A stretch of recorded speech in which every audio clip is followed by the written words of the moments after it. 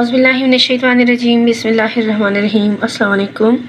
You are watching YouTube channel Real Life Study. This is the book of grade 6, third edition, New Oxford Modern English. Today we are going to solve full exercise of the poem Heritage of Trees. This is page number 126. Exercise consists of many parts. First of all है understanding the poem में questions answer है और next है working with words. जैसे next page पे है learning about language में कई सारे क्वेश्चन हैं जो बुक में करने का काम है वो मैंने बुक में डन किया हुआ है और साथ में समझाऊंगी भी। और नेक्स्ट पेज पे डी में है लिसनिंग एंड स्पीकिंग और लास्ट में है कंपोजिशन तक के तमाम तर क्वेश्चन 1 बाय 1 आपको इस वीडियो में सॉल्व मिलेंगे, इसलिए वीडियो पूरी देखिएगा। हेरिटेज बोलते हैं विरसा। हेरिटेज का जो लफ्जी मतलब है उसको उर्दू में विरसा बोलते हैं। ये एक पोइम है। आजकल जो पेपर है वो SLO बेस पे बन रही है, तो आपकी आसानी के लिए मैं थोड़े से आपको हिंट्स भी दे दूँ। आपने इस पोइम को अच्छे से पढ़ना है, इनके वर्ड्स मीनिंग्स जो आपको नहीं आते उसको याद करना है और इसके अलावा जो आपके बुक में इस तरह बॉक्स में जो इन्फॉर्मेशन दी होती है उनको आपने ज़रूर जो है वो पढ़ना है, याद करना है और उनमें से जो याद करने वाले पॉइंट्स हैं उनको याद रखना है क्योंकि उनके अबाउट क्वेश्चन आ सकते हैं। और पोएम की एक्सरसाइज की तैयारी के साथ साथ आपने वो जो पोएम है उसका पोएट कौन है, लिखने वाला कौन है, उसका नाम भी याद रखना है और इस पोएम के मुतालिक यहाँ पे जो इन्फॉर्मेशन दी गई है इनको भी आपने अच्छे से पढ़ना है और समझना है। हो सकता है कि पेपर में कोई एक आध क्वेश्चन यहाँ से भी आ जाए। अब एक्सरसाइज की तरफ चलते हैं। एक्सरसाइज में सबसे फर्स्ट क्वेश्चन है what does attack mean, how was the man attacking the tree. Answer देखें। Attack means to assault. Assault को उर्दू में हमला ही कहते हैं और टू सेट अपॉन सैवेजली, और सैवेजली का उर्दू में मतलब है वहशियाना तौर पर। The man was hacking down the defenseless tree with the very word attack. The poet has emphasized the fact that the tree has life and it is being subjected to great pain. Next question है which words in the poem tell us that the poet admires trees? Answer लिखें। Words and phrases like there you'll see a tragic sight, a line of noble trees, those noble trees, let us enjoy them. Trees are our heritage. Tell us that the poet fervently admires trees. Fervently का मतलब है जोश से। और next question है which words and phrases in the poem tell us that the poet feels that trees have been misused or hurt by men? Answer देखें। Words and phrases like mutilated, ripped, untimely, lacerated and attenuated, cripple tell us that the poet feels that the trees have been misused or hurt by men. Attenuated, cripples का मतलब है कमज़ोर, माजूर। These questions are more challenging. Discuss them first. Why do you think the poet says let them come now to look once more on their life's work? The poet means that those kings and kind people who lovingly planted trees in the past should now come and see what is happening to their trees. They would be very upset. E question, what do you think mean by the phrases more peaceful shade? What is this shade? More peaceful shade refers to where those people have gone. They are now dead, and if there is life after death, then they are enjoying a more peaceful shade somewhere in heaven. F question, what do you understand by the last line? Trees have been planted either naturally or by some kind people in the past, and they have been left in our care. They have been passed down from generation to generation in the form of an inheritance. Heritage, first point लिखें property, inherited and inheritance. Next point लिखें something passed down from past generation, a tradition, the status acquired by a person through birth, a birthright. All this implies that we should take good care of something that has been left to us. G question, ये G question, do you think incomplete sentences in the poem add to the impact or lessen the impact of the poem? इस question को मैं last में solve करूंगी। Next question है working with words, यानी लफ्जों के साथ काम करना। Fill in the blanks with words taken from the poem where a verb has to be used you may have to change the tense. इन वर्ड्स की हमने पुटिंग करनी है, वो हमने पोएम से लेनी है, यानी हमने पोएम से उन वर्ड को चूज करना है और हम उसका वर्ड का टेंस जो है वो चेंज कर सकते हैं। Sharks dash people while they are swimming, blank में लिखिए attack people while they are swimming. It is dash that trees are mutilated and cut down in our forests. Second blank में लिखिए tragic. Third, Akbar was a dash Mughal empire, royal empire.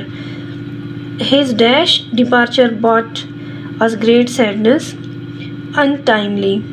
The small boy dashed his parents by saying he would not stop playing even though it was time for bed.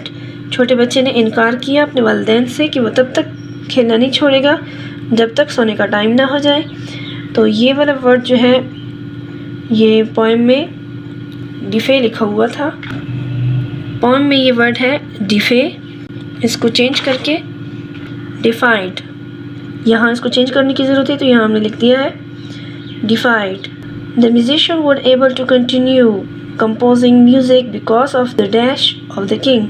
इस blank में लिखे patronage और इस word का मतलब है सरपरस्ती। और लास्ट सेंटेंस है our historic environment enriches our quality of life, it is our dash and we should take care of it.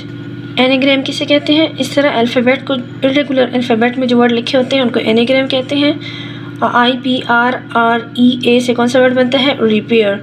और क्वेश्चन में हमें कहा गया है कि वर्ड बनाना है पहले और फिर उसका ऑपोजिट इनमें से चूज़ करना है कि कौन से रिपेयर का जो ऑपोजिट है वो यहाँ हमने तलाश करना है। तो रिपेयर का जो ऑपोजिट है वो है damage.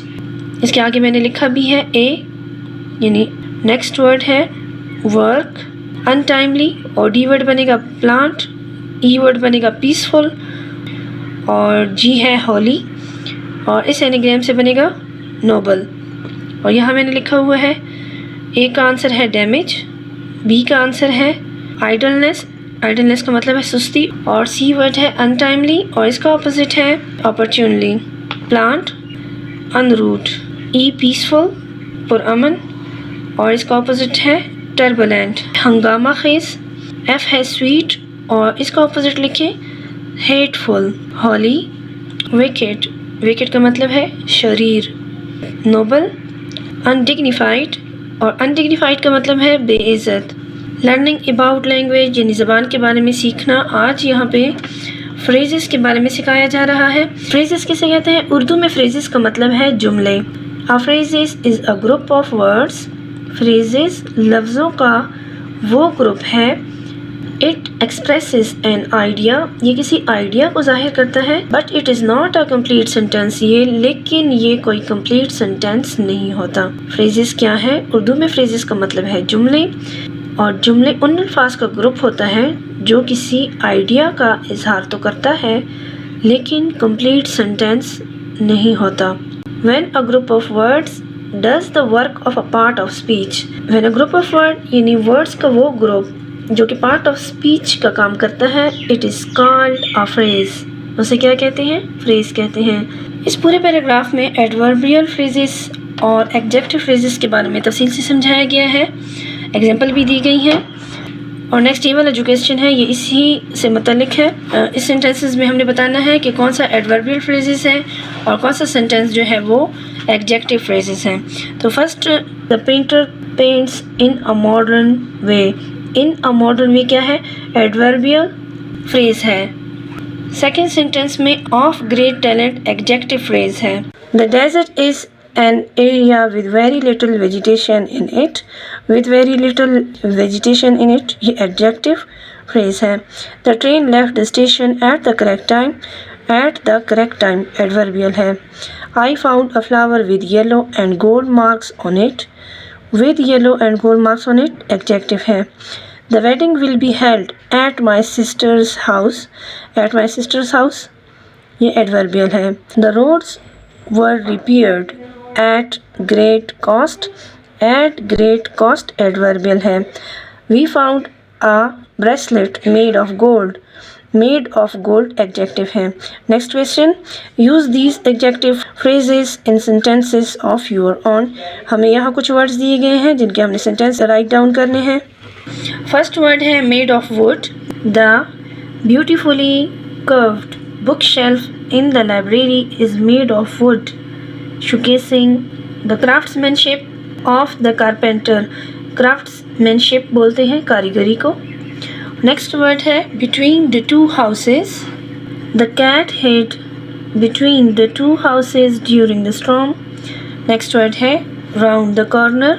The bakery is just round the corner. Next word है at the back of the class you will find my desk at the back of the class. Third question है rewrite the following sentences replacing the adverbs with adverb phrases. इसके भी मैं note बना चुकी हूँ, आपसे share करूँगी। First sentence है the boys behaved in a rudely manner. The manager served me in a very prompt way. The woman spoke to the boys in a kind way. Last sentence लिखें Asad went to that place.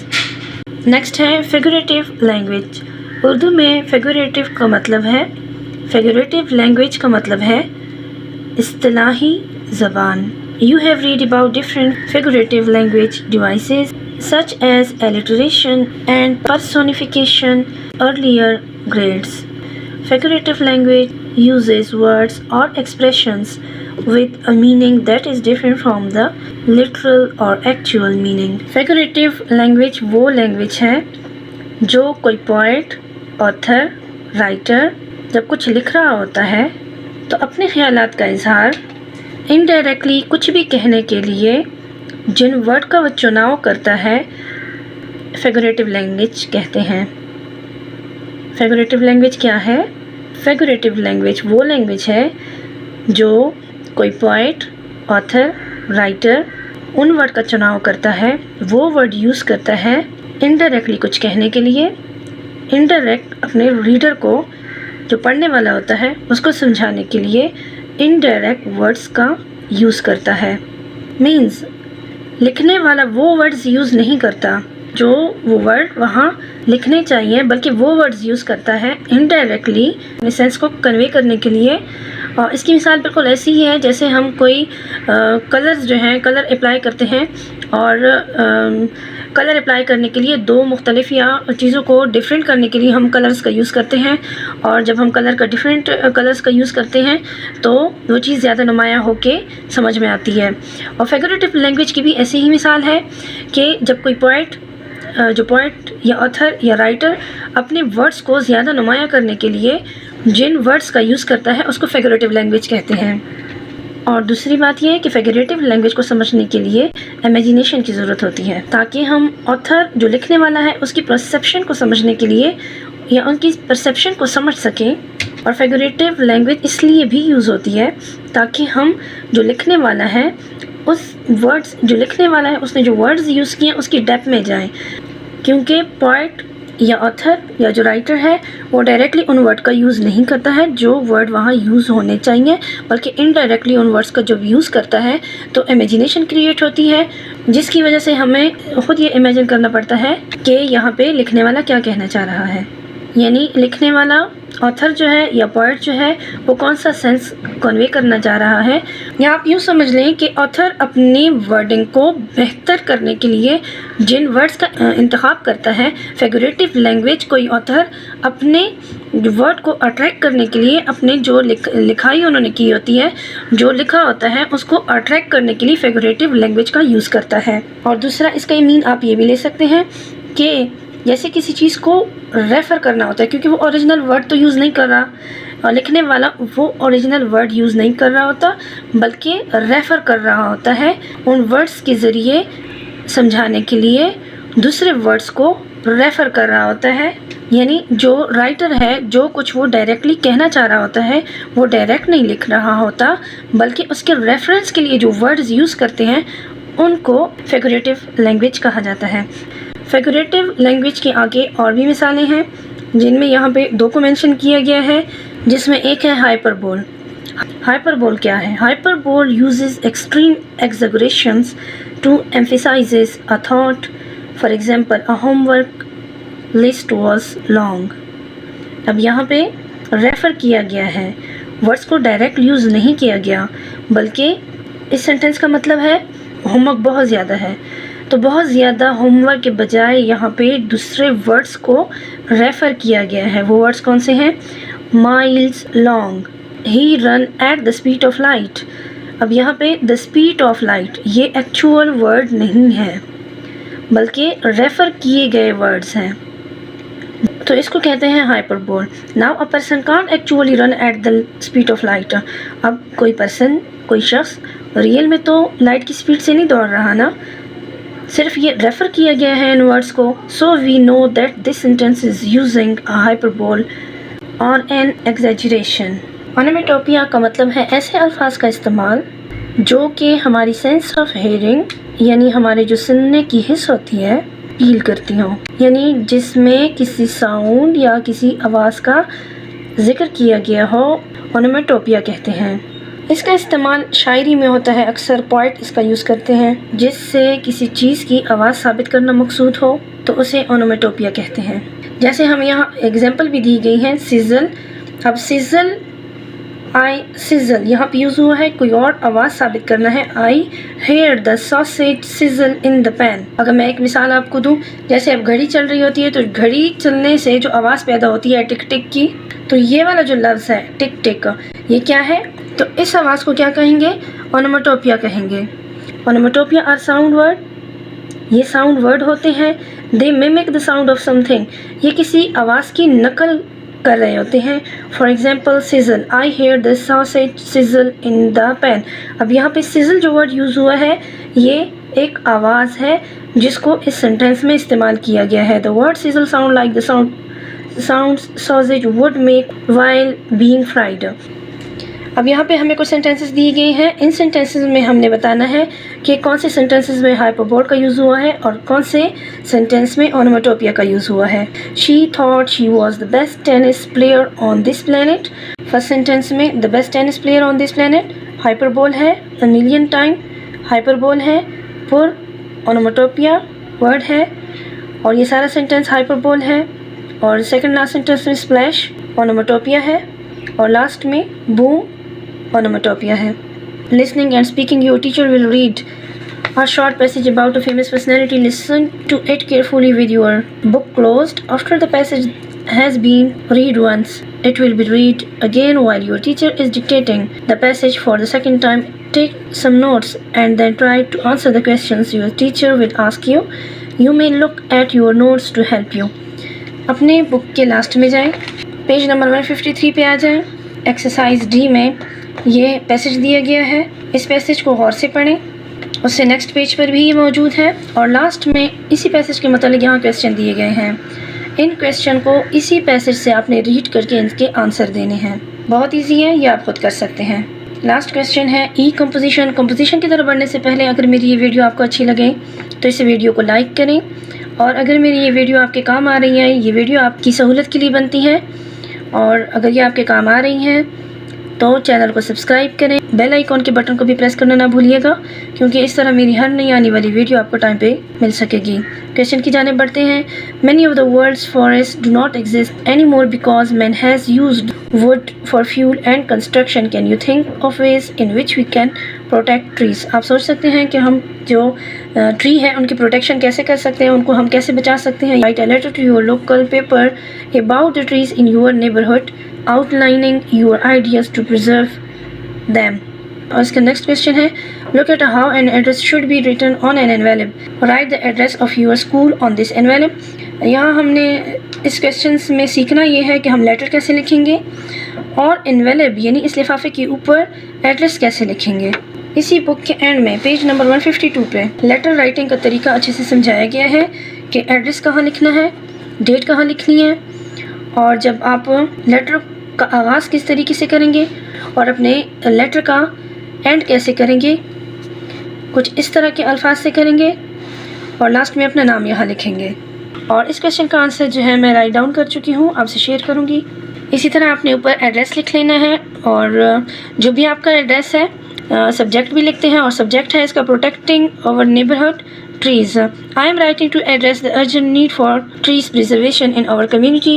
Trees are essential for our environment and well-being, but they are under threat due to deforestation and urban development. Here are some ideas to protect the trees in our neighborhood. जो protection है उनको मैंने points में लिखा हुआ है.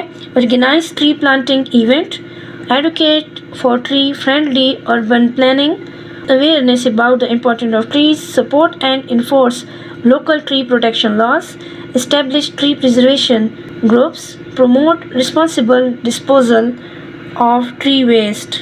और last में लिखे let's work together to ensure our local trees continue to benefit our community. यहाँ पे लास्ट में अपना नाम लिखें. और मैंने जो एक क्वेश्चन का आंसर छोड़ा हुआ था, do you think the incomplete sentences in the poem add to the impact or lessen the impact of the poem? Answer देखें. The incomplete sentence in the poem leaves a sense of mystery and contemplation, making the reader think about the importance of trees in our heritage and their scared nature. It adds depth to the poem's impact by encouraging reflection on the. इस video में poem heritage of trees की full exercise solve हो गई है. Next video में फिर मिलेंगे, तब तक के लिए अल्लाह हाफिज़.